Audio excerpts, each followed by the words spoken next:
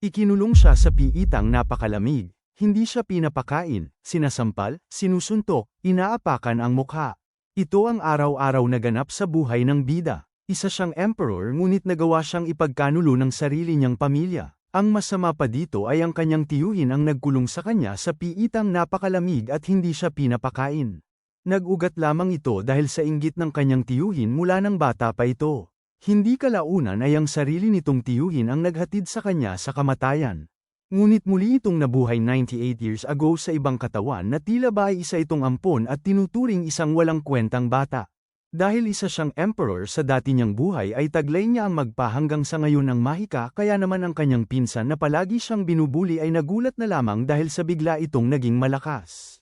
Malinaw sa ating bida na nakaplano na ang lahat kung paano niya maitama ang pagkakamali sa pamamagitan ng pagkukunwari bilang walang alam. At dito na mag-uumpisa ang matalino niyang hakbang patungo sa paghihigante sa mga nagkasala na maharlika sa kanya. Siya ang kauna-unahang emperador na salamangkero sa kasaysayan. Isa siyang henyong naghatid sana ng isang panahon ng pag-asa, ngunit sa halip ay pinagtaksila ng sarili niyang pamilya at hinayaang mabulok sa loob ng isang piitan. Sa mundong kanyang ginagalawan, ang mahika ay itinuturing na biyayang mula sa Diyos, isang maningning na kapangyarihang buhay na buhay ang pagdaloy. Ngunit kakaunti lamang ang tumatanggap ng biyayang iyon. Ang tunay na salamangkero ay parang isang himalang lumilitaw lamang sa bawat 10,000 tao. At sa unang pagkakataon sa kasaysayan ng imperyo ng Bariel, isang pangkat ng mga himalang ito ang nagkaisa. Pinamunuan sila ni Ian Vergilian, isang natatanging prodigy na umakyat sa trono sa murang edad. Taglay ng kanyang mga mata ang apoy ng isang isinilang na pinuno at ang pangakong makapagdadala siya ng mas mabuting mundo.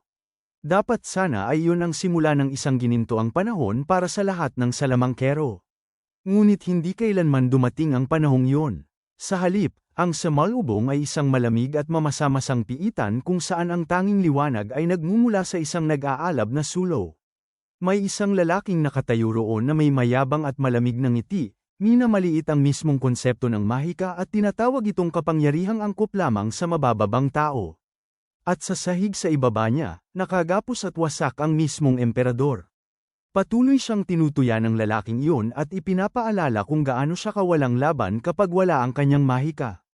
Pagkatapos ay yumuko ito ng bahagya at binitiwan ang isang ubod lamig na tanong na tila balot sa matamis na pananalita, na parabang si Uncle Ian ay wala ng halaga. Tumingin pabalik si Ian nang may naglalagablab na pagsuway sa kabila ng dugo at mga pasa sa katawan. Sa loob niya ay kumulo ang paghamak habang tinatawag sa isip ang pangalang Crony. Para sa kanya, walang nabago rito kailanman. Ngunit si Crony ay nagkunwaring inosente, ikiniling ang ulo na parabang wala siyang ideya sa tinutukoy ni Ian. Gayunman, malinaw na malinaw kay Ian ang lahat. Naalala niya ang boses ni Crony mula pa noong kanyang kabataan, palaging nagbababala na itago ang kanyang kapangyarihan at sinasabing para iyon sa kaligtasan niya. At bilang isang walang muwang noon, naniwala siya. Ngunit ngayong nakahandusay siya roon na may mga tanikala, naging masakit na malinaw ang katotohanan. Hindi yun kailanman nagmula sa pag-aalala. Ang tunay na ugat niyon ay inggit. Isang malalim at baluktot na selos sa mahikang ngayon nilalay nito. Tila nataman sa ugat si Crony sa paratang na yun. Bigla itong sumigaw upang patahimikin si Ian, saka pinakawalan ng isang napakalakas na suntok na dumagundong sa masikip na espasyo. Hindi pa roon nagtapos, dahil madiin pa nitong idiniin ang sakong sa kamay ni Ian at dinurog yun laban sa batong sahig habang ipinagyayabang ang kanyang tagumpay at ninanamnam ang tanawin ng dakilang emperador na halos gumagapang na lamang sa kanyang paanan. Sa malamig at tila patay na mga mata, dahan-daang hinugot ni Crony ang kanyang espada at ipinahiwatig na kung gustong-gusto na ni Ian ang mamatay, handa siyang tulungan nito. Idiniin niya ang malamig na bakal sa leeg ni Ian at nagkunwaring nag-aalok ng awa. Dahil pamilya raw sila, bibilisan na lamang niya ang wakas nito. Ngunit sa mismong sandaling ibababa na niya ang espada, may isang gwardyang biglang sumugod papasok at sumigaw upang hingin ang kanyang atensyon. Naiinis sa panggugulo, napatingin si Crony. Habol hiningang ibinalita ng gwardya na may mensahe mula kay Duke Hillen. Nagsalubong ang pagkainis at pagkadismaya sa mukha ni Crony dahil nawala sa kanya ang pagkakataong tapusin si Ian.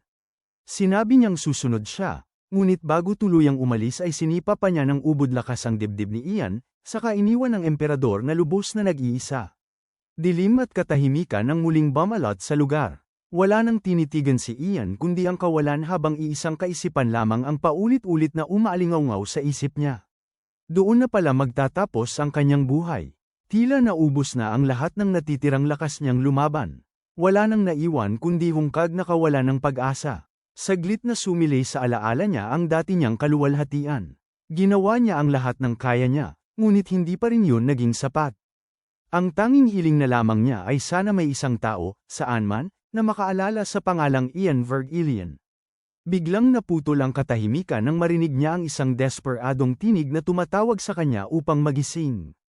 Si Noam yun, isa sa kanyang pinakatapat na kabalyero. Bakas sa mukha nito ang matinding sindak at pagmamadali. Mahinang naitanong ni Ian kung paano ito nakapasok, ngunit imbes na sumagot ay agad siyang pinamadali nito.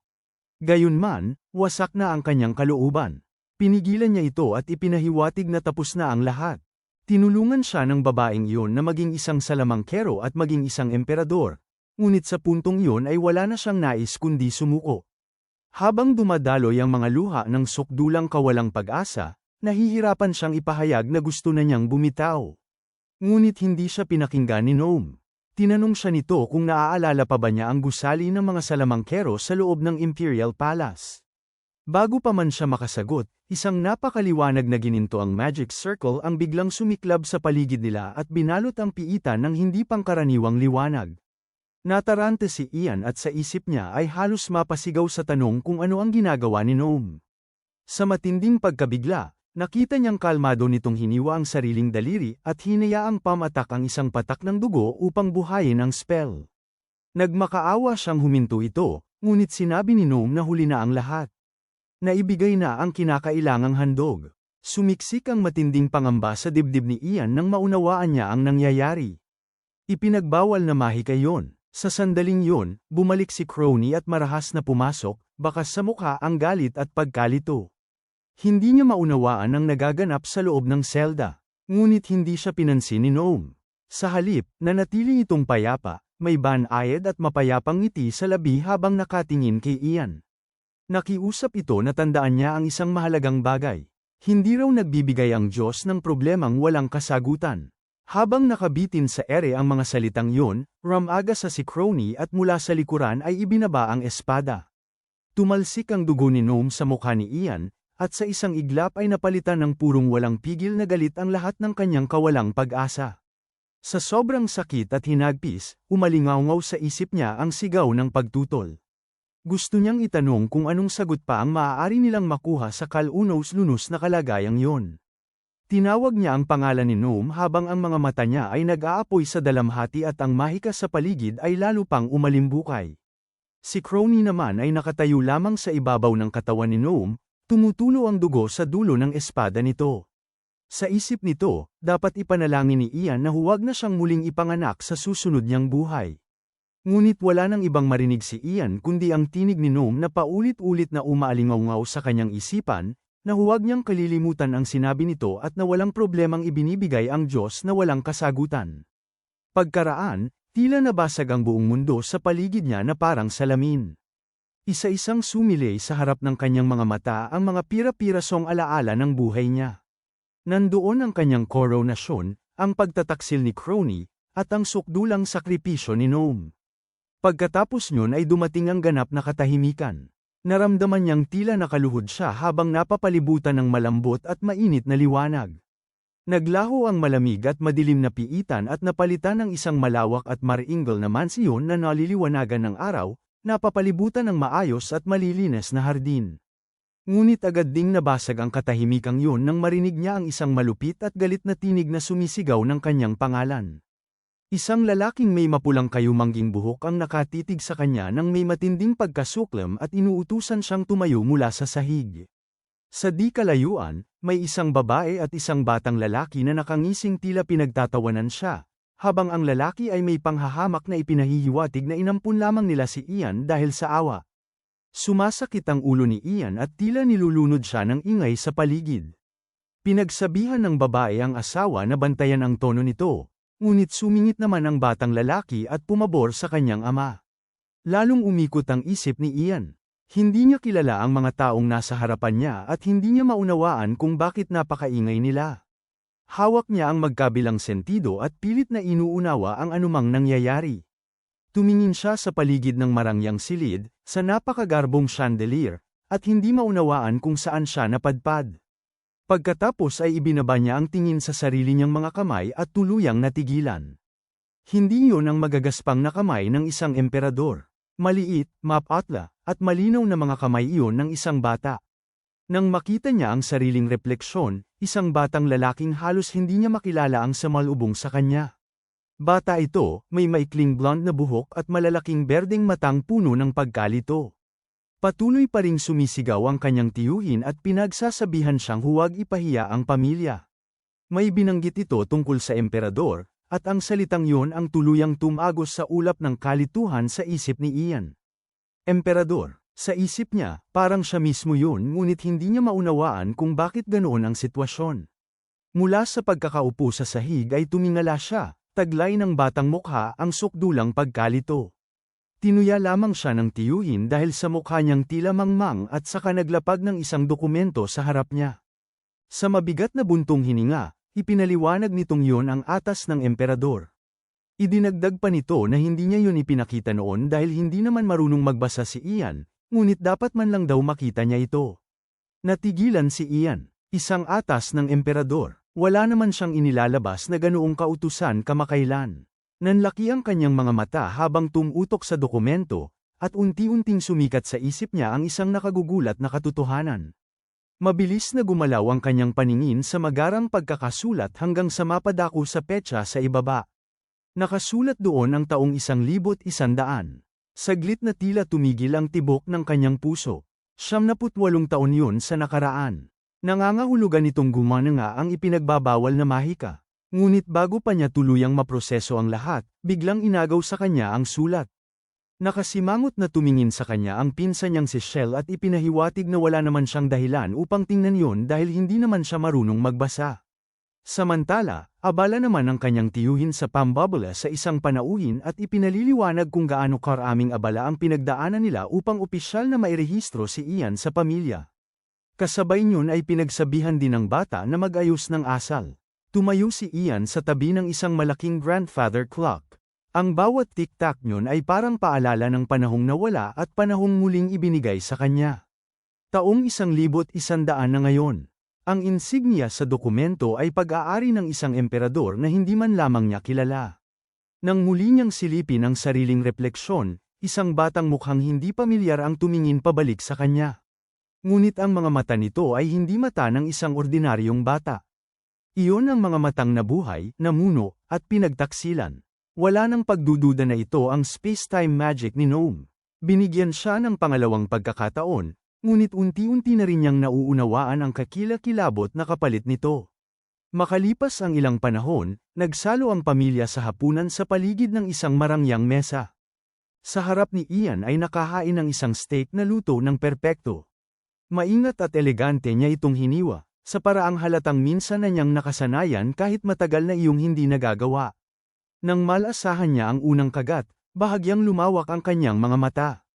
Sa kabilang panig ng mesa, tahasang nakatingin sa kanya nang may pagkasuklam ang kanyang tiyahin at pinsan.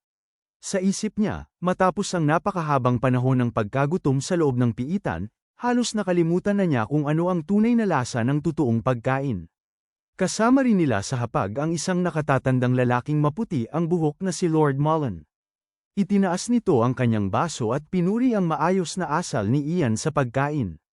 Agad namang sumingit ang tiyuhin ni Ian, halatang gustong magpasikat at makakuha ng pabor mula sa kanilang mahalagang panauhin. Ngunit sa halip na pag-usapan iyon ng matagal, maayos na inilipat ni Lord Mullen ang usapan sa pilosopiya. Ibinaling niya ang tanong kay Chell at nais malaman kung sino ang paborito nitong pilosopo. Doon biglang natigilan si Chell. Nablangko ang isip nito at nagsimulang pagpawisan. Nauutal itong pilit naghahanap ng maibibigay na pangalan, ngunit wala siyang mailabas kahit isa. Bumigat ang katahimikan sa hapag, at ramdam ng lahat ang kahihiyan sa sandaling yun.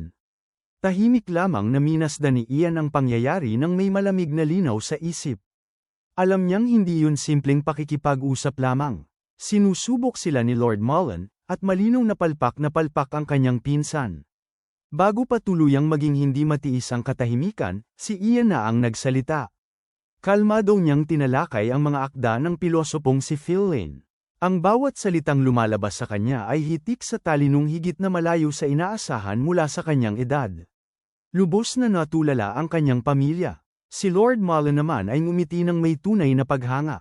Ipinahayag nito sa tiyuhin ni Ian na napakabihira ng isang anak na may ganoong talas ng isip.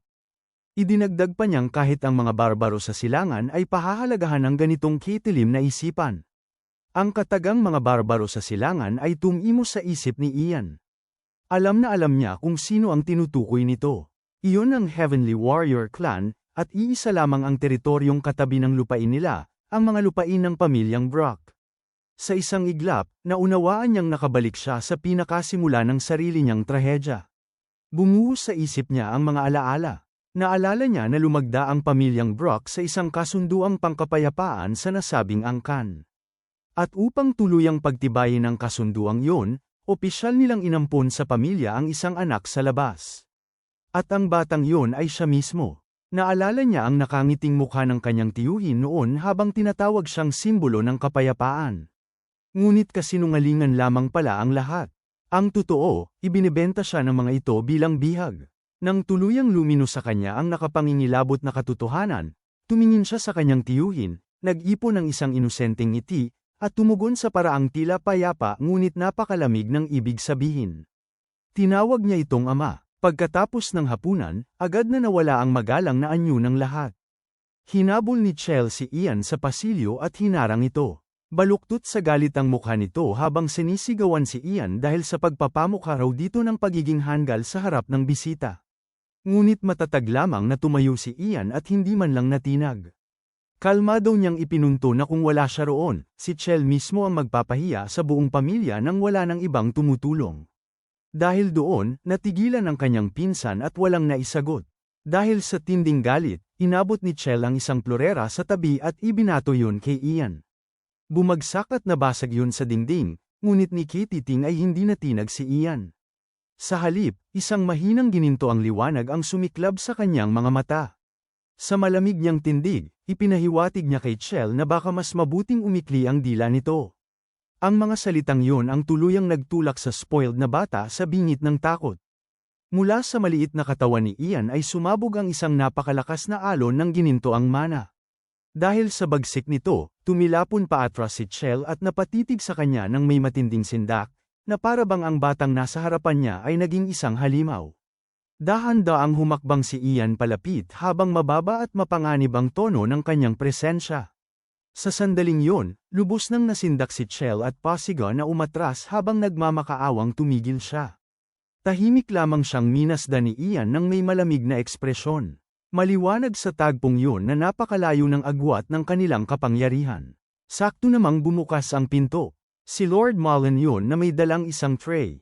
Pagkapasok niya ay bigla siyang napatigil, at lumaki ang kanyang mga mata nang maramdaman ang napakabigat na presyon ng mahikang nananatili pa rin sa hangin. Dahil sa ingay, agad ding dumating ang tiyahin at tiyuhin ni Ian. Nakita nila ang kanilang anak na nanginginig sa sahig. Nais malaman ng tiyuhin kung ano ang nangyari at paulit-ulit na nagpapalipat-lipat ang tingin nito mula sa natatarantang anak papunta sa nakakakilabot na kalmadong si Ian. Si Chell ay nauutal lamang at nanginginig ang daliring itinuro si Ian. Sa mismong sandaling yon, biglang nagbago ang kilos ni Ian. Hinawakan niya si Chell at itinayo ito na parabang may pag-aalala, saka ipinahiwatig na sana ay naging mas maingat ito. Dahil sa labis na pagkayanig, wala nang nagawa si Chell kundi magngit-ngit at manahimik. Ganap na siyang napasunod. Samantala, litong-lito pa rin ang tiyuhin kaya inutusan nito ang isang kasambahay na nagngangalang Hana na ihatid si Ian pabalik sa silid nito. Yumuko ng kinakabahan si Hana at maingat na ipinahiwatig kay Ian na sumunod na ito. Kalma lamang ang naging tugon ni Ian at parang walang nangyari habang ibinabalik ang kanyang mahinahong anyo. Habang naglalakad sila palayo, nanatiling nakatingin si Lord Mullen sa direksyon nila. Pormal niyang pinagalitan si Chell dahil sa pagiging padalos-dalos nito, ngunit ang matatalas niyang mata ay malinaw na nakatuon sa likuran ni Ian. Nakita niya ang buong pangyayari at alam niyang hindi yun isang simpleng aksidente lamang. Inakay ni Hana si Ian sa sunod-sunod na payak at hindi kapansin-pansing mga pasilyo. Sa huli ay nakarating sila sa isang maliit at halos walang laman na silid na mas kahawig ng kwartong para sa katulong kaysa sa isang tunay na silid tulugan. Habang pinagmamasdan ni Ian ang bago niyang kalagayan, naisip niyang napakalungkot at napakadilim ng silid na iyon.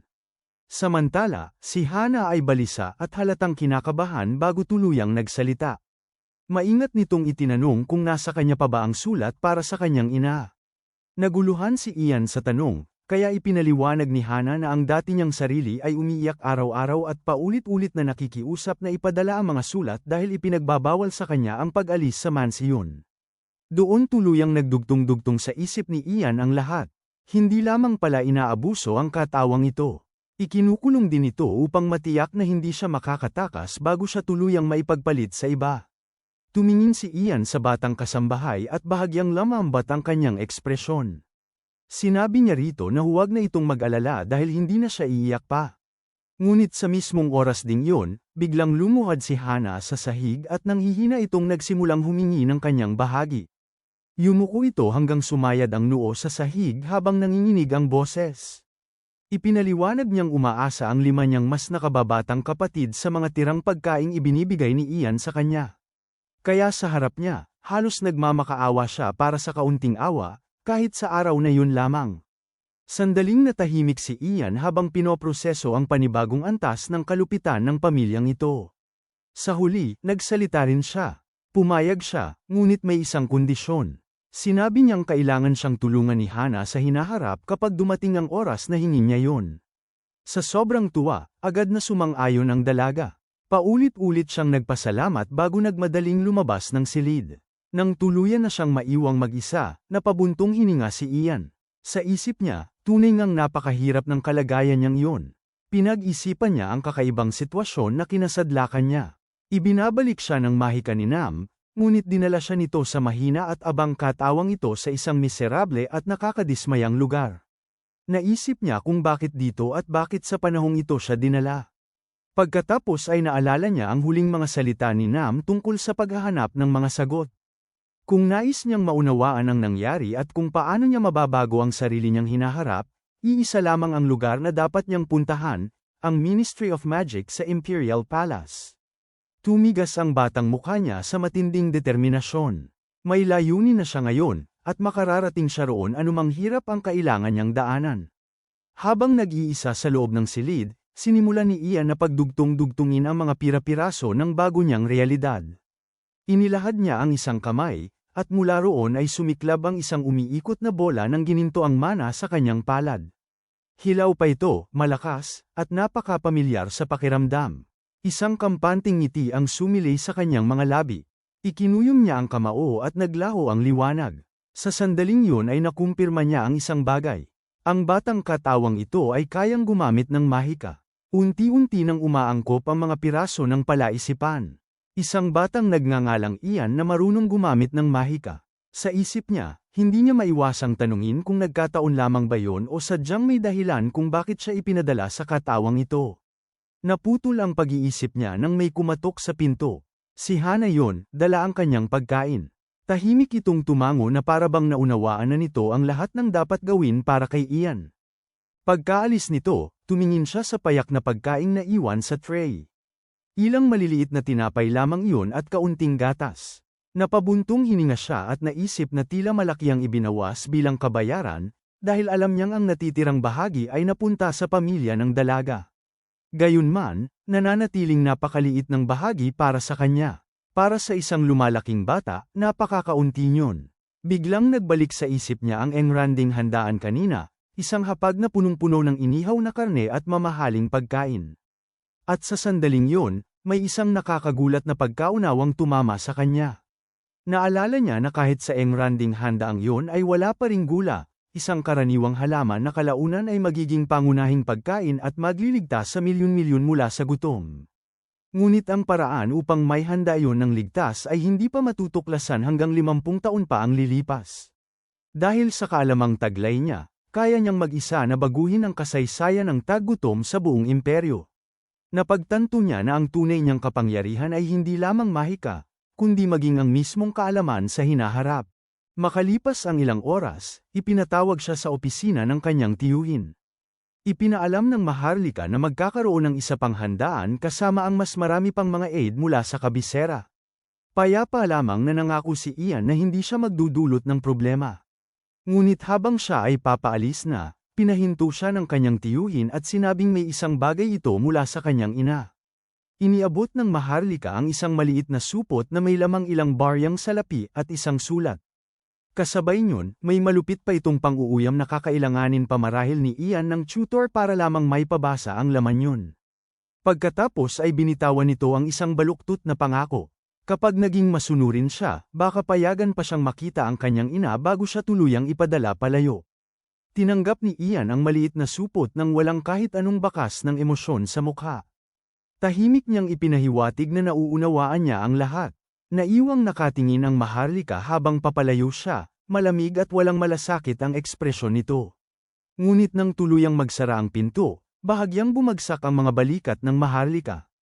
Hindi niya mabasa ang batang yun kahit kaunti.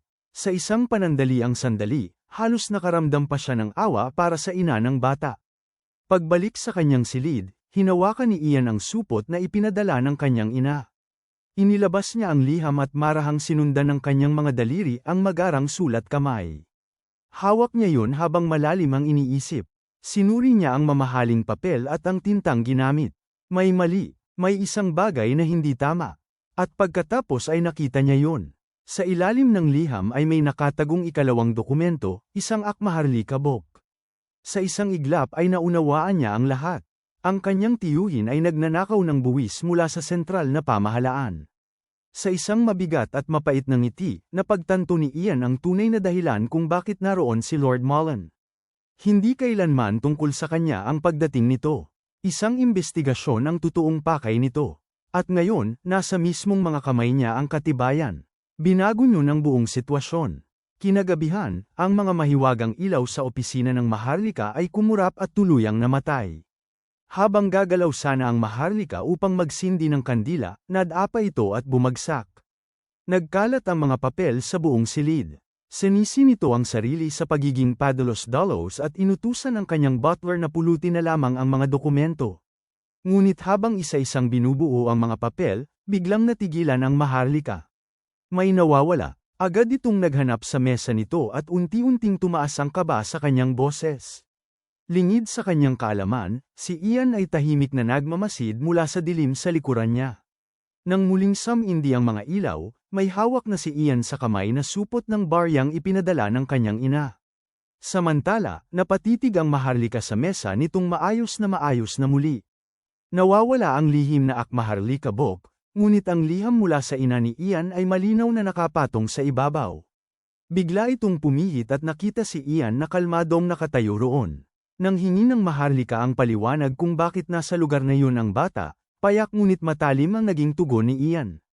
Hindi naman kasi siya sinabihang umalis. Binaliwala ng Maharlika ang usapin at sinabi na ang kailangan lamang gawin ni Ian ay magpadala ng mga nakahandang liham sa tribo ng mga barbaro upang manatili silang nasisiyahan. Kumaway lamang ito na worry pinapaalis na siya.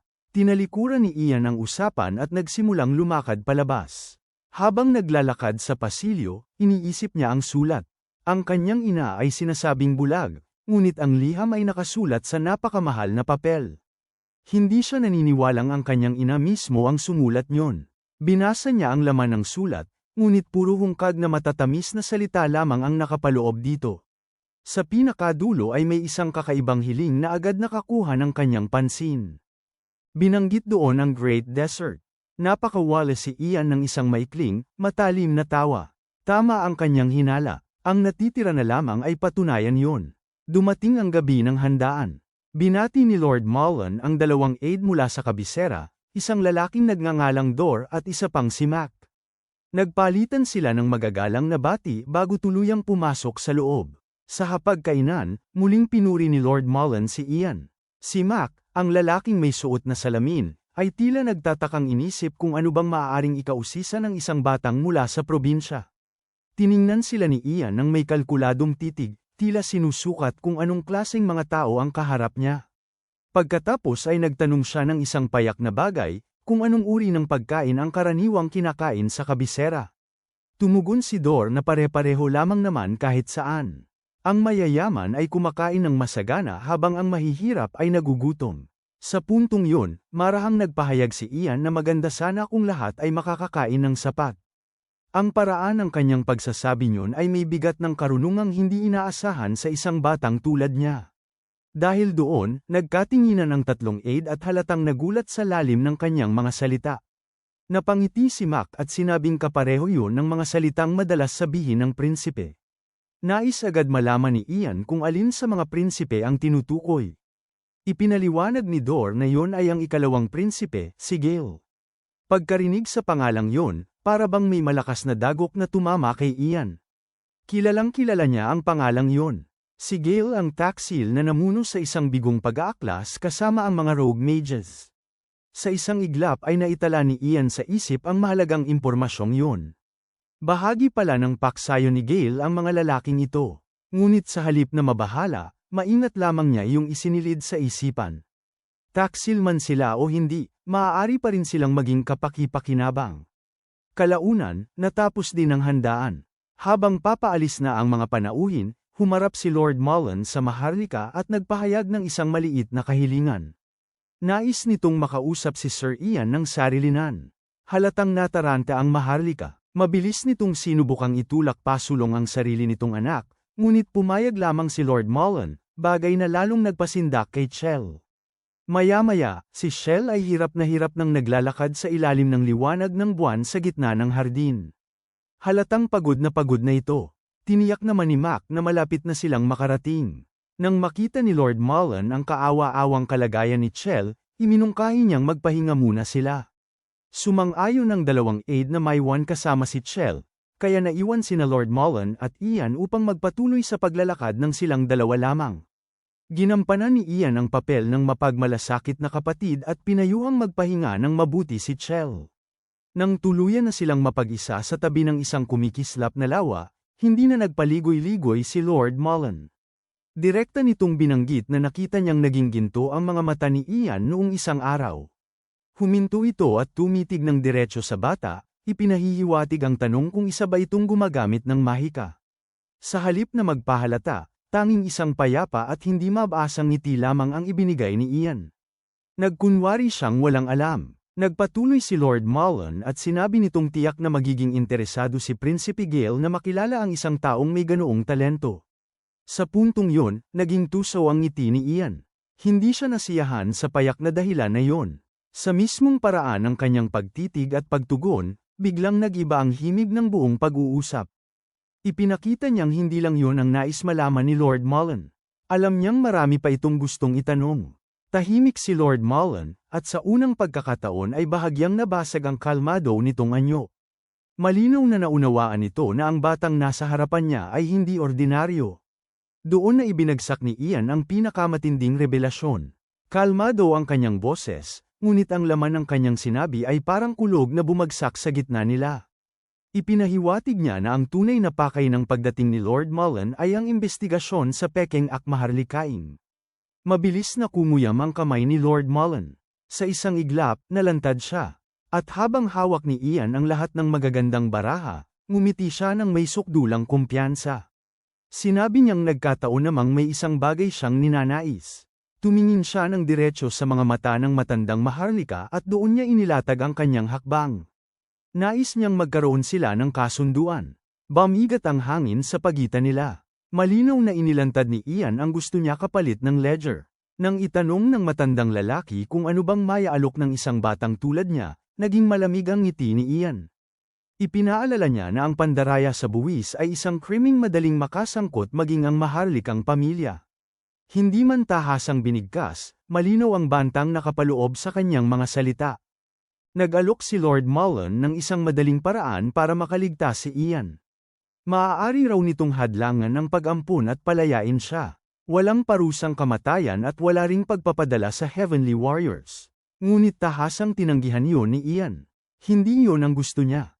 Hindi kalayaan ang habol niya. Kapangyarihan ang nais niya. Nais niyang mapasa kanya ang buong teritoryong yun.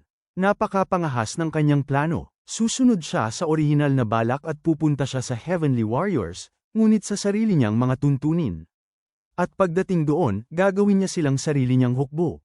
Tinanong ni Lord Mullen kung tunay ba niyang nauunawaan ang panganib ng kanyang sinasabi. Agad yung kinumpirma ni Ian at inilahad ang kanyang lowika nang may nakakakilabot na katumpakan. Sa oras na may report ang pandaraya, siguradong siya agad ang paghihinalaan ng kanyang tiyuhin. Upang manatiling buhay, kailangan niyang pumunta sa Heavenly Warriors, isang angkang kapwa namumuhi sa pamilyang Brock at sa Imperial Palace. Dahil doon, sila ang pinakamainam na kakampi na maaari niyang mapalapit sa kanya. Sa isip niya ay sumagi ang sinauna nilang sagisag, ang larawan ng isang nakatatakot na puwersang pandigma, isang napakahalagang barahang dapat mapasa kamay niya. Tumingin siya ng diretso kay Lord Mullen, matalim ang ngiti, at ipinaalala na hindi naman siya nito poprotektahan, gayon din ang kanyang ina. Sa puntong yun, nawala nang maisagot ang matandang Maharlika. Ganap siyang naungusan ng batang ito sa larangan ng pag-iisip. Sa pagtatangkang mabawi ang sariling ayos, napansing binanggit ni Lord Mullen na nahuhuli na si Chell. Nakuha ni Ian ang tamang sandali upang umalis, batid niyang hindi inaasahan ng matandang iyon ang ganitong klaseng sagot. Ngunit pinakiusapan siya ni Lord Mullen na manatili pa ng kaunti at pagmasdan pa ang kanyang bayang sinilangan bago siya tuluyang umalis. Naunawaan ni Ian na tanggap na ang kasunduan. Sa malamig at kontroladong paraan, ipinahiwatig niyang maaari nang umalis ang matandang iyon. Habang naglalakad palayo si Lord Mullen, magulo pa rin ang isip nito. Kagagawa lamang niya ng kasunduan sa isang batang mag-isip na parang isang batikang politiko. Tahimik namang pinanood siya ni Ian habang papalayo. Naalala niya ang bahaging ito mula sa dati niyang buhay. Ito ang panahong nagsimulang bumagsak ang pamilyang Brock. Alam ni Ian na hindi siya maaaring basta na lamang magtungo sa Imperial Palace sa kasalukuyan niyang kalagayan. Kailangan niyang sunggaban ang pagkakataong ito. Sa pagbibigay ng ledger kay Lord Mullen, matutulungan niyang wasakin ang pamilyang ito mula sa loob.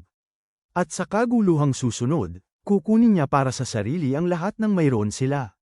Ngunit bago ang lahat, kailangan muna niya ng isang tunay na kakampi, isang matibay na pundasyon bago siya lumapit sa Heavenly Warriors.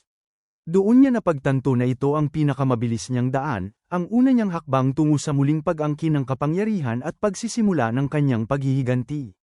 Lumipat ang tagpo. Kinagabihan, naghihintay si Ian sa isang balkonahe habang may isang nilalang na nakatalukbong na papalapit. Sa mismong sandaling masilaya niya ito, agad niya itong nakilala. Sa isip niya, siya nga ang taong hinihintay niya. Isang babaeng may blonde na buhok ang papalapit habang yakap ang isang paso ng pulang bulaklak. Naiparating ni Hana ang mensahe ni Ian. Dahan-daang inabot ni Ian ang kanyang braso at marahang hinawakan yon. Nagulat ang babae at napalingon, ngunit sinalubong siya ni Ian ng isang mainit at banayad na ngiti. Sa sandaling yun ay agad siyang nakilala ng babae. Lumawak ang kanyang mga mata at bumigat ang damdamin niya. Siya ang ina ni Ian. Namuo ang mga luha sa kanyang mga mata habang sinisikap tiyaking maayos ang kanyang anak. Hindi niya maitago ang saya sa muling pagkakita sa mukha nito. Saglit na sumingit sa alaala ang tagpong inihatid ni Hana ang mensahe ni Ian at ipinakisuyong makipagkita ang kanyang ina sa tabi ng lawa. Naalala rin ni Hana kung gaano ito kasaya nang marinig ang balitang yon. Sa kasalukuyan, mahina hong ipinaabot ni Ian na maayos siya, saka marahang hinaplos ang mukha ng kanyang ina. Humingi siya ng paumanhin dahil hindi siya nakapagparamdam ng matagal, at ang kilos niyang iyon ay napakapino at napakahinog, na para bang hindi nagmumula sa isang batang anak. Pagkatapos ay itinanong niya ang tungkol sa supot ng gintong ibinigay sa kanya ng kanyang tiyuhin. Nang malito ang kanyang ina, ipinakita niya yon. Lubos itong nagulat at agad ipinahiwatig na hindi niya kailanman kayang makalakam ng ganoong kalaking halaga. Sinabi ni Ian na kunin nito ang supot at magsimulang maghanda sa pag-alis.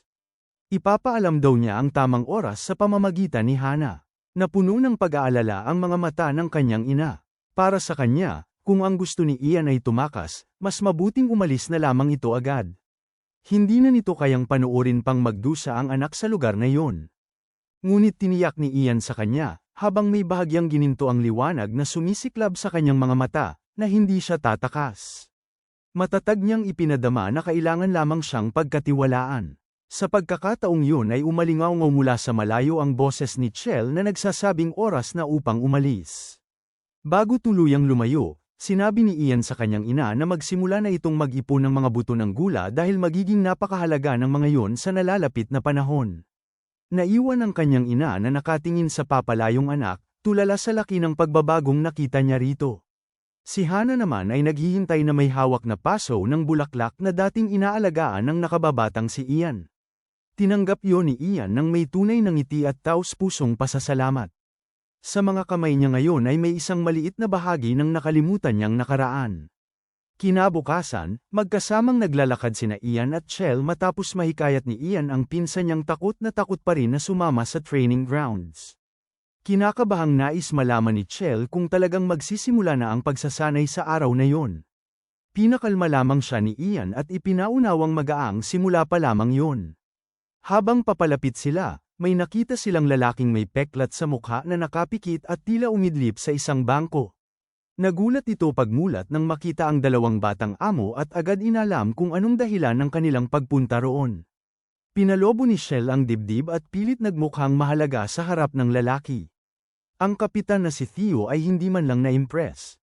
Agad nitong napansin at ipinunto na amoy alak si Chell. Mahinang nagtangkang mangatwiran si Chell at ipinahiwatig na bilang tagapagmana, kailangan niyang matutong ipagtanggol ang sarili. Kibit-balikat lamang ang isinagot ni Theo at pumayag na ipakita sa kanila ang paligid. Isa-isa nitong itinuro ang iba't ibang pasilidad ng pagsasanay. Ngunit biglang nahatak ang pansin ni Ian ng matinis na paghampas ng latigo. Nang lingunin niya yon, may nakita siyang grupo ng mga payat at gasgusing batang lalaki na pinagtatrabaho ng mabigat habang sinisigawan ng tagapangasiwa na bilisan ang kilos o magutom sila. Casual lamang na ipinaliwanag ni Theo na mga ulila lamang ang mga yon. Pagkatapos ay humarap ito kay Chell na may mapanuyang ngisi at ipinahiwatig na madali sanang napunta si Ian sa kalagayan ng mga batang yon. Mahinang pinatigil siya ni Chell, ngunit hindi na naalis ni Ian ang tingin sa tanawin. Sa gitna ng mga batang lupaypay sa pagod, may isa siyang napansing kakaiba.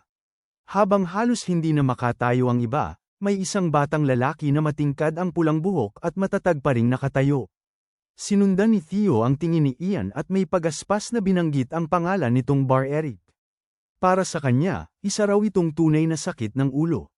Tiningnan ni Ian ang batang pan ng pagsuway at may sumiklab na interes sa kanyang mga mata. May nakita siyang potensyal dito. Biglang napunit ang hangin ng isang masakit na sigaw. Napakapit si Chell sa sarili sa gulat nang marinig ang bagsik ng latigong tumatama sa laman. Nakita nilang pinapalo si Bar Eric, at kapansin-pansin ang matinding galit na nagliliyab sa mga mata ng batang yon. Samantala, si Theo ay wala man lamang pakialam at abala lamang sa pagkutko ng ilong, halatang sawang-sawa na sa eksena. Aminado siyang magaling ang bata sa mabibigat na gawain, ngunit hanggang doon lamang yon sa tingin niya. Ngunit nang muli pang iangat ang latigo, tumama sa hangin ang malinaw at matalim na boses ni Ian at ipinahinto ang lahat. Natigil ang kapitan at hinayaang bumaba ang latigo. Sumulyap ito kay Bar Eric na humihingal sa lupa at idinagdag na wala namang talento ang batang yon. Kahit sa kabila ng sakit, mariing gumanti ng tingin si Bar Eric, naglalagablab ang kanyang mga mata sa ligaw at walang takot na galit. Hindi yun pinansin ni Theo at sa halip ay nagsimulang magbigay ng mapait at mapangutyang leksyon. Para sa kanya, may mga taong ipinapanganak lamang talaga upang mabaigo, at mas mabuting alamin agad nila ang sariling lugar at kung kailan sila dapat sumuko. Tahimik na nakinig si Ian habang hindi mabasa ang kanyang ekspresyon. Naririnig niya si Theo na pinapayuhan ng lahat na manatili na lamang sa kinabibilangan nilang pwesto. Ngunit para kay Ian, kitang-kita niya ang tunay na anyo ng lalaki. Nakita niya rito ang isang taong minsang sumubok, nabigo, at ngayon ay ibinubuhos ang sariling pagkadismaya sa ibang tao. Humakbang si Ian pasulong at sa kalmado ngunit may awtoridad na paraan ay ipinahayag na tapos na ang pagsasanay at dapat nang magpahinga ang mga ulilang bata. Tahimik na minamasdan ni Chell si Ian habang may kakaibang damdaming unti-unting gumagapang sa loob niya. Sa anyo ni Bar Eric ay tila nakita niya ang sarili, walang magawa at api. Naalala niya ang sinabi ni Theo at isang nakakatakot na posibilidad ang sumagi sa isip niya. Kung nag-iba lamang ng kaunti ang takbo ng mga pangyayari, siya sana ang nakahandusay sa lupa. Sa kauna-unahang pagkakataon, tunay niyang naunawaan ang mabagsik na realidad ng mundong ginagalawan nila. Lumapit si Ian sa batang may pulang buhok at kinilala itong si Bar Eric. May banayad siyang ngiti habang iniunat ang kamay upang tulungan itong makatayo. Ngunit pag-angat ni Bar Eric ng tingin, halata ang pagdududa sa kanyang mga mata. Marahas nitong ipinahiwatig na lumayo si Ian. Nagulat si Shell sa kabastusan nito, ngunit napabuntong hininga lamang si Theo dahil sanay na raw siya sa ugali ng batang yon. Nanatiling ganap na kalmado si Ian. Hinawakan niya sa baba si Bar Eric at ibinaba ang presensya sa paraang mapanganib ang dating. Pinalampas lamang daw niya yon dahil alam niyang galit ang bata sa buong mundo sa sandaling yon. Pagbitaw niya, agad umiwas si Bar Eric, lubos na nabalisa sa kakaibang batang maharlikang nasa harapan niya. Umatras ito at ang tanging nais na lamang ay mapag-isa. Tahimik na pinagmasdan ni Ian ang kilos nito habang may binubuong teorya sa isip. Ang mga taong may kahit bahagyang affinity sa mahika ay likas na tumutugon sa mana ng ibang tao. Inilabas niya ang isang maliit na sisidlan ng tubig at lihim na pinahiran yun ng kaunting bahagi ng sarili niyang kapangyarihan. Pagkatapos ay iniabot niya yun upang subukan ang magiging reaksyon ni Bar Eric. Sa mismong sandaling mahawakan yun ni Bar Eric, biglang nanlaki ang kanyang mga mata. May naramdaman siya, isang mahina ngunit kakaibang kislap ng enerhiya. Kaagad niyang tinabig ang sisidlan mula sa kamay ni Ian. Kumalat ang tubig sa lupa. Agad siyang lumapit at halos damaykit ang mukha kay Ian, makitid ang mga matang gustong malaman kung ano ang inilagay nito sa tubig. Ngunit payapa lamang na tumingin si Ian at ipinahiwatig na wala naman. Tumayo siya at pinaganang maayos ang sarili, saka sinabing ngayong nabawi na ng bata ang kaunting lakas nito ay aalis na siya. Naiwang litong-lito si Bar Eric. Tiningnan niya ang sarili niyang mga kamay at napansing totoong ang pakiramdam niya ay mas lumakas siya kahit paano. Hindi niya maunawaan ang nangyari. Tinawag niya si Ian upang maghintay, ngunit papalayo na ito. Bago tuluyang mawala sa paningin niya, sumulyap pa si Ian pabalik ng may munting ngiting puno ng katiyakan. Tama ang hinala niya, may talento si Bar Eric. Makalipas ang ilang oras, nasa aklatan si Ian kasama ang bago niyang tutor at nagsasanay sa pagsusulat. Maingat niyang binubuo ang mga letre gamit ang pluma. Napangiti ang tutor at pinuri ang kanyang gawa. Nagpasalamat si Ian, bagaman para sa kanya ay napakadali lamang ng gawaing iyon. Pinagmasdan niya ang tutor ng mabuti at saka casual na binanggit na tila abala ito sa araw na iyon. Para sa kanya, mukhang may mahalaga itong pupuntahan. Nagulat ang tutor sa tanong. Nang aminin nito na mayroon nga, ngumiti si Ian at ipinaabot na yun lamang ang dahilan kaya siya nagtanong, dahil halatang wala sa pokus ang lalaki. Pagkatapos ay biglang naglapag si Ian ng isang mabigat na detalye nang banggitin niya ang koneksyon ng tutor sa Central University. Dahil doon, tuluyang nataranta ang tutor at hindi agad nakasagot. Mahina hong ipinahiwatig ni Ian na maaari na itong umalis. Halos tumakas ang tutor palabas ng silid. Naiwang mag-isa si Ian sa malawak na aklatan, at sa ibabaw ng mesa ay nakalatag ang liham na isinulat niya. Ngunit hindi yun ordinaryong liham lamang. Isa yung coded message tungkol sa mga pangyayaring darating sa hinaharap, nakatago sa anyo ng isang tula. Alam niyang especially iyan ang panig ni Lord Mullen ang tutor. Ang liham na yon ang magsisilbi niyang patunay at magiging susi upang makuha ang kanilang tiwala. Kinabukasan, nagpatuloy ang pagsasanay. Si Chell ay halos hindi na makahinga makalipas lamang ang ilang minutong pagtakbo. Halatang lubos na wala siya sa kondisyon at bawat hakbang ay sinasabayan ng hingal. Mula sa gilid ay sumisigaw si Theo at pinapaalalahanang may 40 minuto pa silang natitira kaya dapat itong magpatuloy sa pagtakbo. Habang ang iba ay hirap na hirap, si Ian ay tumatakbo lamang sa payak ngunit matatag na bilis. Bigla niyang nakita si Bar Eric na rumaragasalampas sa kanya habang may hawak na kahoy na tabla at diretso ang takbo papunta sa isa sa mga kabalyero. Sinubukan siyang patigilin, ngunit nilamon na ng matinding galit ang batang yon. Kasabay ng isang halos mabangis na sigaw, iwinasiwas niya ang hawak na tabla. Ngunit madaling nasalo ng kabalyerong si Merle ang atake at agad nitong ginantihan si Bar Eric sa pamamagitan ng sarili nitong kahoy na espada, paulit-ulit na pinabagsak ang bata sa harap ng lahat. Lubos na dehado si Bar Eric sa laban. Mula sa gilid ay umungol si Mole, halatang nasisiyahan sa sobrang layo ng agwat nilang dalawa. Muli nitong ibinagsak ang espada sa huling pagkakataon at tuluyang napadapa si Bar Eric sa lupa. Nakatayo ito sa ibabaw ng natalong bata at ipinahiwatig na tigilan na nito ang pag-aasal na parang nagtatantrim. Binalaan pa niya si Bar Eric na ang walang saysay nitong pagsuway ang mismong papatay rito balang araw. Ngunit dahan-dahan at halos wasak sa sakit, muli pa ring itinulak ni Bar Eric ang sarili pataas, handang lumaban muli. Napabuntong hininga si Merle na halatang sawa na sa katigasan ng ulo ng bata. Para sa kanya, tila gusto na talaga nitong mamatay.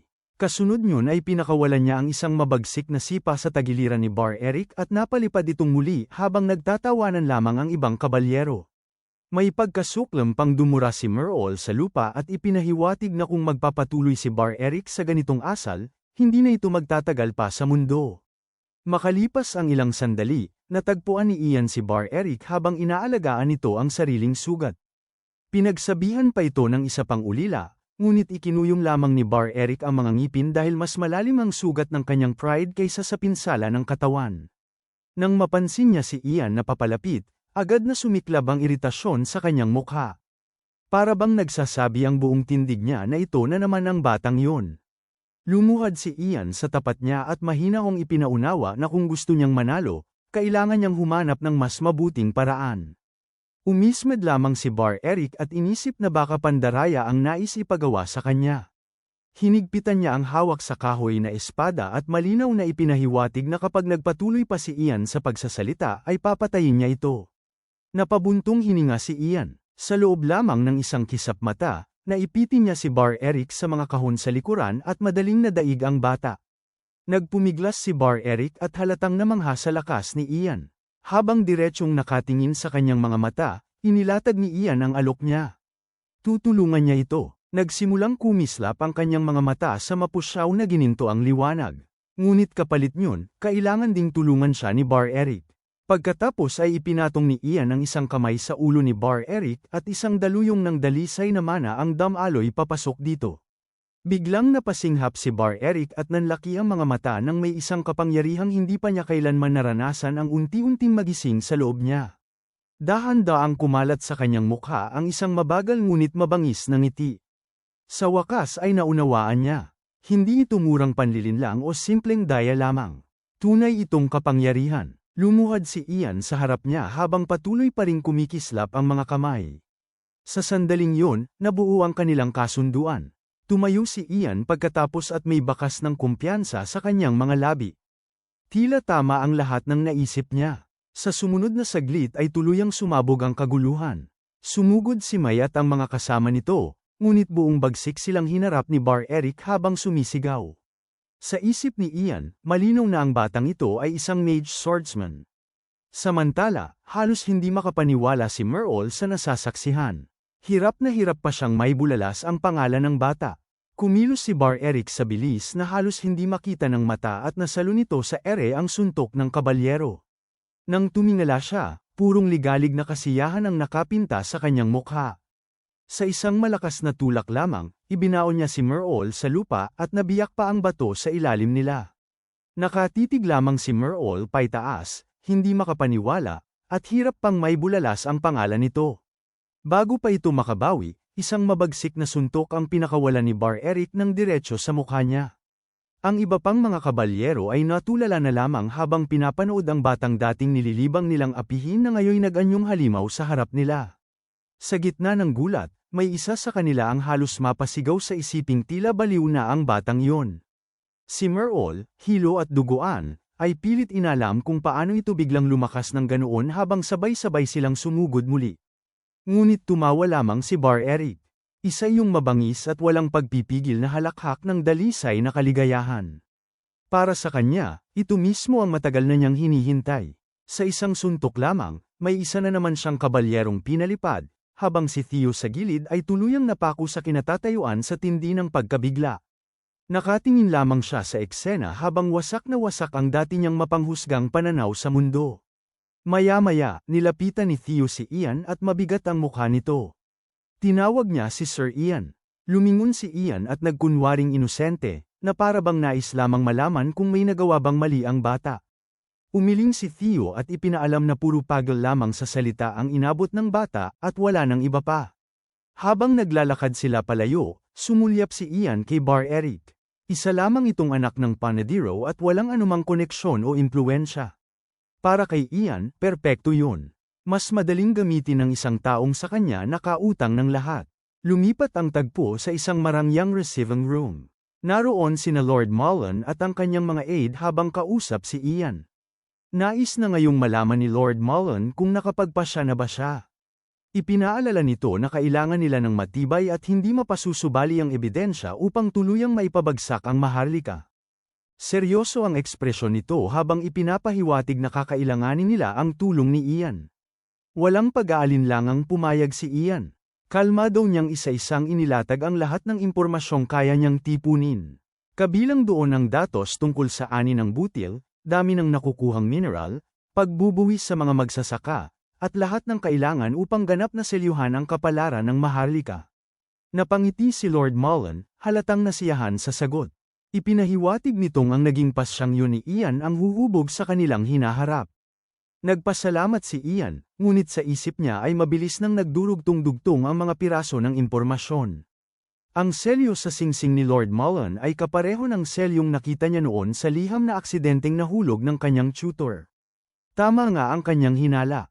Humigop siya ng tsaa na may tusong ngiti sa labi at tahimik na nagpasyang mapakikinabangan niya yun balang araw. Habang naglalakad si Ian sa isang pasilyong naliliwanagan ng araw, abala na ang isip niya sa susunod niyang hakbang. Biglang may kamay na humawak sa kanyang mga balikat at inikat siya. Isang butler yon na litong-lito ang mukha. Nagtanong pa ito sa isa pang lingkod kung may narinig ba ito, ngunit hindi pinansin ang kanyang pagkalito. Samantala, habang abala ang iba, lumitaw naman si Bar Eric mula sa mga palumpong at agad hinablot si Ian sa kwelyo. Hindi man lang natinag si Ian at tiningnan lamang siya ng payapa. Para sa kanya, kakaibang paraan yun ng pagbati. Kalmadong inalam ni Ian kung paano siya nakapasok sa loob. Ipinaliwanag ni Bar Eric na gumawa siya ng napakalaking gulo kaya napilitang sumuko ang head butler at payagan siyang pumasok anumang oras. Agad na naunawaan ni Ian na nagiging paranoid na ang kanyang tiyuhin at ginagamit na maging ang butler bilang especially iya. Nang muling tingnan ni Ian si Bar Eric, naging mas seryoso ang kanyang ekspresyon. Muling inilapit ni Bar Eric ang mukha at mariing ipinahiwatig ang kanyang hinala na tila dinrug siya ni Ian. Nais niyang malaman ang totoo, dahil sa tuwing nagkikita sila ay pakiramdam niya ay may kakaibang nangyayari sa kanyang katawan. Umismed lamang si Ian at nilinaw na hindi siya gumagamit ng mga murang paraan na ganoon. Ipinaliwanag niyang ang ginawa lamang niya ay ipinatong ang kamay sa ulo ng bata. Nanlaki ang mga mata ni Bar Eric sa pahiwatig na yun. Kasunod yun, hinawakan ni Ian ang kanyang pulsuhan at ipinakita na maaari niyang ipaliwanag ang lahat ng gusto nitong malaman. Nagsimulang muling kuminang ang kanyang mga mata sa pamilyar na gininto ang puting liwanag. Ngunit bago ang lahat, kailangan munang mangako ni Bar Eric na mananahimik ito tungkol sa kanyang mga gintong mata. Sa sobrang pagkabigla, halos mapasigaw si Bar Eric habang nakatitig sa mga matang yun. Nainis si Ian at ipinahiwatig na hindi pa siya tapos magsalita at dapat makinig muna ang bata. Pagkatapos ay inilatag niya ang huling kondisyon. Mananatili si Bar Eric sa tabi niya bilang kanyang bodyguard. Ipinatong ni Ian ang kamay sa dibdib ni Bar Eric, at kasabay niyon ay lumitaw ang isang napakalaking gininto ang magic circle sa likuran nila. Ipinaliwanag ni Ian na ang lakas na naramdaman ni Bar Eric ay ang kapangyarihang nakatago sa loob mismo nito, at tutulungan niya itong maangkin yun bilang sariling lakas. Napatitig si Bar Eric ng tulala habang muling umiikot sa loob niya ang napakalakas na enerhiyang yun. Sa isip niya, yun pala ang sarili niyang kapangyarihan. Tinanong siya ni Ian kung nakarinig na ba siya tungkol sa mahika. Umamin si Bar Eric na wala siyang alam tungkol dito. Dahil doon, marahang pinisil ni Ian ang pagitan ng kanyang mga kilay at napabuntong hininga ng malalim. Naisip niyang mas magiging mahirap pala ito kaysa sa inaasahan niya. Gayunman, nagpasya siyang ipaliwanag ng maayos ang lahat at pinaalalahanan si Bar Eric na makinig ng mabuti. Tumango naman ang bata at handa na sa wakas. Sinimulan ni Ian ang paliwanag. Ayon sa kanya, may mga taong kayang makipag-ugnay sa kapangyarihang nasa loob ng kanilang kaluluwa, at iyon ang tinatawag na mahika. Taglay ni Bar Eric ang potensyal na iyon, ngunit ang sarili niyang mahika ang kasalukuyang tumatanggi sa pisikal niyang enerhiya, kaya walang saysay ang lahat ng nakagawian nitong pagsasanay. Upang maging tunay na malakas, kailangan niyang matutuhang gamitin ang mahikang nasa loob niya. Nalito si Bar Eric at inisip na kung ang mahika ang humahadlang sa kanyang lakas, paano siya magiging malakas dahil dito? Ipinaliwanag ni Ian na kailangan nilang bumuo ng daan na mag-uugnay sa kanyang katawan at kaluluwa. Kapag nagkasundo ang dalawa at naging iisa ang galaw, wala nang makapipigil sa kanya. Napakasimple ng kasunduan. Upang maprotektahan si Ian, magsasanay si Bar Eric at lalaban na kasama niya. Walang pag-aalinlangan na pumayag si Bar Eric. Wala rin naman siyang anumang mawawala. Napangiti si Ian at natuwa sa sagot. Inilahad niya ang kamay, at agad din yung tinanggap ni Bar Eric habang isang malapad at padalos-dalos ng ngiti ang kumalat sa mukha nito. Sa isip ni Ian, si Bar Eric ay matigas ang ulo at mapusok, at yun mismo ang dahilan kung bakit perpekto ito. Ang pinakamahusay na mage swordsman ay hindi kailanman tumatanggap ng pagkatalo. Hindi nila pinapalampas ang pagkakataong lumaban, at walang makakatapat sa isang mandirigmang walang takot sa kamatayan. Habang magkahawak ang kanilang mga kamay, isang alon ng gininto ang enerhiya ang bumalat sa kanilang dalawa at tuluyang nagselyo sa kanilang kasunduan. Tumingala si Bar Eric at ang kanyang mga mata ay nagniningning sa bagong layunin na nabuo sa loob niya. Handang sundan ang bago niyang Panginoon sa anumang susunod na mangyari. Tahimik siyang minasdan ni Ian, may bakas ng kasiyahan sa mga labi habang pinagmamasdan ang una niyang tauhan. Ang unang piraso ng bago niyang buhay ay nasa tamang pwesto na. Magkahawak pa rin ang kanilang mga kamay habang tuluyang naselyuhan ang kasunduan. Sa isip ni Ian, umaasa siya sa magiging hinaharap nilang magkasama ni Bar Eric. Pagkaraan yun ay lumipat muli ang tagpo sa isang marangyang hapunan. Nakaupo si Ian sa mesa, ngunit nasa ibang lugar ang kanyang isipan.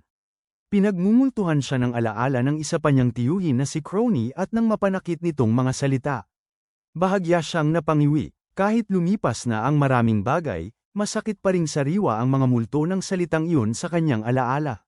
Biglang naputol ang kanyang pag-iisip nang marinig ang matalim at naiinis na boses ng kanyang tiyuhin na muling sumita sa kanya dahil tila nawawala na naman siya sa sarili. Habang nangyayari yun, abala ang lalaki sa paglalaro sa isang malaki at kakaibang singsing. Sa mismong sandaling yon, agad nahatak ang tingin ni Ian sa bagay na yon. Mabilis na yumandar ang isip ni Ian. Hindi kailanman nagsusuot ng alahas ang Maharlika, ngunit ang singsing na yon ay palagi nitong suot. Mapurol ang bato roon at malinaw na hindi yun para lamang sa porma. Tiyak na may iba yung gamit. Naalala niya ang mahina at matinis na tunog ng pagkakaklek mula sa opisina ng kanyang tiyuhin noong gabing yun. Nakatitig siya sa lalaki habang unti-unting nabubuo ang isang hinala. Napansin ng Maharlika ang kanyang pagtitig at inutusan siyang ituon ng pansin sa pagkain. Agad namang humingi ng paumanhin si Ian. Pagkaraan ay biglang iniba ng kanyang tiyuhin ang usapan at nagkaroon ng tusong anyo ang mukha nito. Ipinahiwatig nito na tila nakahanap si Ian ng isang kaibigan. Alam na alam ni Ian kung sino ang tinutukoy nito. Nanatili siyang kalmado at ipinaliwanag na nagkakilala lamang sila sa pagsasanay at nagkasundo. Ngunit hindi pa kontento ang Maharlika at lalo pa itong nagsiyasat. Tahasang sinabi ni Ian na inatake ni Bar Eric ang isang kabalyero. Umismed ang kanyang tiyahin sa pagpili niya ng ganoong klaseng kaibigan. Magalang lamang nang umiti si Ian at tiniyak na hindi niya pababayaan ang kanyang pag-aaral. Ngunit hindi pa tapos ang kanyang tiyuhin. Lumamig ang boses nito at nagkaroon ng madilim na banta sa bawat salita. Binigyan nito si Ian ng isang buwan upang matutunang mabuti ang pagbasa at pagsusulat. Kapag nabigo siya, ipinahiwatig nitong isisisi yun kay Bar Eric at ipapapatay ito. Malinaw ang mensahe, isa ng bihag si Bar Eric sa larong yun. Maya-maya sa hardin, nagbibigay si Lord Mullen ng mga tagubilin sa tutor ni Ian. Matapos nito, yumuko ng kinakabahan ang tutor. Nang makaalis si Lord Mullen ay nakahinga ito ng maluwag. Ngunit mula sa likuran niya ay biglang umalingaw-ngaw ang boses ni Ian na tila matagal na siyang hinihintay. Nagulat ang tutor at napatalon sa gulat. Casual lamang na ipinunto ni Ian kung gaano katagal ang naging pag-uusap nito sa opisyal mula sa kabisera. Muling pinawisan ang tutor habang nananatili sa pagitan nila ang hindi tahasang paratang ni Ian. Pagkatapos ay naglatag si Ian ng isang kasunduan. Magkukunwari siyang wala siyang nakita kapalit ng dalawang maliliit na pabor. Una, kukuha ang tutor ng mapa ng teritoryo ng Heavenly Warriors kasama ang datos tungkol sa klima roon. Sinabayan pa yun ni Ian ng isang ngiting warrior nagsasabing tiyak na maiintindihan ng isang matalinong tao ang ibig niyang ipagawa. Nahuli ang tutor sa sitwasyon at wala na itong mapagpipilian kundi pumayag. Nang gumalaw na ang kanyang mga plano, bumalik si Ian sa kanyang silid upang lutasin ang problema tungkol sa singsing. Gumamit siya ng mahika upang likhain muli ang anyo nito at masuri ang bawat detalye. Isang perpekto at nagniningning na replika ang lumutang sa hangin sa harap niya. Ang susunod na hamon ay may larawan yun ng tama. Umupo siya sa mesa habang ang mahiwagang liwanag mula sa replika ang tumatanglaw sa papel. Sa isip niya, susubukan niyang iguhit yun. Kinuha niya ang pluma at nagsimulang gumalaw. Nang matapos ang guhit, ibinigay niya yon kay Hana. Nakita ni Hana ang larawan at agad na nakilala yon. Halatang nabahala siya dahil iyon ang singsing ng Maharlika, ang may batong tinatawag nitong munting diamante. Pinuri ni Ian ang talas ng kanyang mga mata. Ngunit kasunod niyon ay may isa pang naisip si Ian. Bakit gagawing susi ang isang bagay na yari sa diamante? Sa biglang pag-alala niya sa isang mahalagang siyentipikong katotohanan, nagdugtong-dugtong ang lahat sa isip niya. Ang diamante ay hindi nagsasagawa ng kuryente. Ibig sabihin, may magical security system ang drawer at tanging isang susi na hindi conductor ang makalulusot doon. Dahil sa naibigay na impormasyon ni Hana, nagkaroon siya ng isang mahusay na ideya. Inutusan niya ito na magpagawa sa isang karpintero ng kahoy na replika at balutan yun ng goma. Masiglang sumang-ayon si Hana. Kinagabihan, isinakatuparan ni Ian ang plano. Habang abala ang tutor sa pagpigil sa Maharlika sa pamamagitan ng napakahaba at walang saysay na usapan tungkol sa mga eskultura sa hardin, inihanda ni Ian ang sarili niyang kilos. Habang papalayo ang mga iyon, tahimik siyang lumabas mula sa pinagtataguan at nagtungo sa ngayoy bakanteng opisina. Naghihintay roon si Hana. Iniabot nito ang kahoy na singsing. Maingat na sinuri yun ni Ian at nasiyahan sa pagkakagawa. Tama ang sukat at maayos ang rubber coating. Napansin niyang tunay ngang mahusay ang karpintero. Inabutan niya si Hana ng isang supot ng baryang salapi at inutusang magbantay. Pagkatapos ay bumaling siya sa mga anino at tinawag si Bar Eric upang tiyaking walang sinumang darating sa direksyong yun. Lumabas si Bar Eric mula sa dilim at napabuntong hiningang worry hindi natutuwa sa trabahong ibinigay sa kanya. Ngunit nang sabihan siyang bantayan ang paligid, napangisi ito. Napansin agad ni Ian na parang gusto pa nga nitong may sumulpot. Kaya ipinangako niyang bibilisan lamang niya ang loob. Pagpasok sa opisina, dumiretso si Ian sa mesa at kinapa ang ilalim nito. Hindi nagtagal ay nahanap niya ang isang maliit at nakatagong butas ng susi. Maingat niyang ipinasok ang singsing na binalutan ng goma. Isang mahina ngunit malinaw na klik ang narinig, at saka marahang dumulas ang isang lihim na drawer. Nang silipin niya ang loob, nakahinga siya ng maluwag. Hindi pala ganoon kakumplikado ang mekanismo gaya ng kanyang kinatatakutan. Hanggang dito na lang muna mga bossing. Kung gusto mong subaybayan ang kwentong ito, mag-like, comment, at subscribe at i-hit mo na rin ang notification bell para ikaw ang unang makapanood pag may bago tayong upload.